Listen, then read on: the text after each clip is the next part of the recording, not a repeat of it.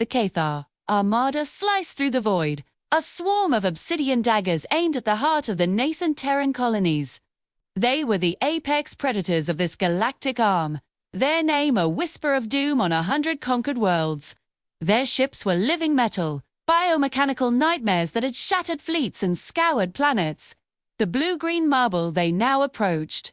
Earth was just another jewel to be plucked, its defenders surely no match for their might.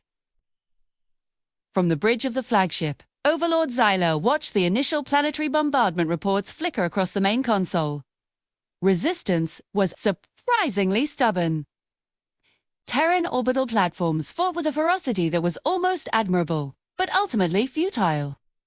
The ground invasion had begun.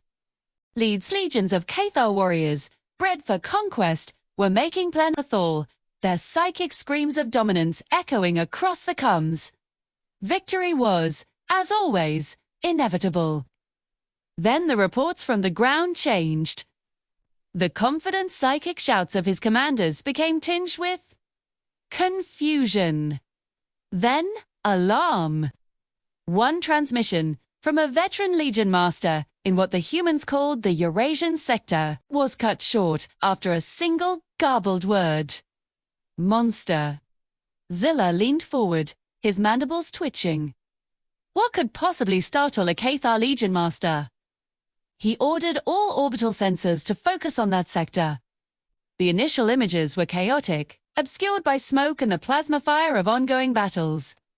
But then, the smoke cleared, and they saw it. At first, it didn't register. The scale was wrong. 2. It looked like a mountain that had decided to go for a walk. A colossus of dark grey metal, etched with the scars of 1,000 battles, stood amidst the burning ruins of a human city. It was bipedal, broadly humanoid in shape, but there was nothing human about its presence. It wasn't just big, it was a statement. A declaration of power made manifest in steel and fire. On its shoulders sat colossal cannons, larger than Cathar scout ships. Its arms ended not in hands, but in city-leveling Gatling guns, and a chainsword whose teeth were the size of armored vehicles.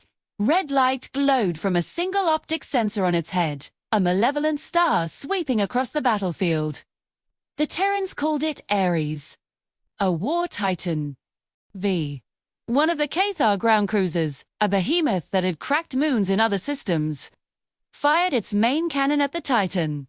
A lance of pure energy, capable of vaporizing a mountain, struck the Ares square in the chest. For a moment, the energy bloom blinded the sensors. When the light faded, the Titan still stood. Its armor was scorched, glowing cherry red, but it was intact. It had taken the hit and hadn't even buckled. Then, the Ares responded.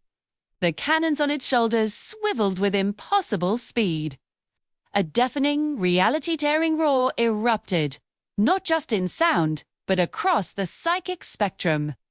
It was a wave of pure, unadulterated rage. 2 suns were born on the battlefield as the Titan's main guns fired. The Cathar ground cruiser, and everything in a 5-kilometer radius around it, simply ceased to exist, erased in a flash of incandescent fury. On the bridge of the flagship, a stunned silence fell.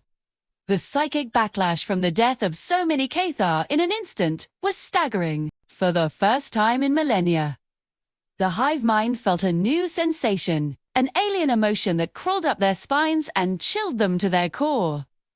It was an emotion they were accustomed to inflicting, but had never ever experienced. Fear. Overlord Xyler stared at the screen, at the metal guard that now turned its attention to the rest of his ground forces. He saw the Gatling cannons spin up, unleashing a storm of projectiles that tore his legions to shreds. He saw the colossal chainsword rev, its roar a promise of mechanical doom, before it scythes through ranks of his elite warriors. And he understood. They hadn't come to conquer a primitive world. They had kicked open the door to a cage, and now the monster was loose. The invasion was over. The survival of the Cathar had just begun.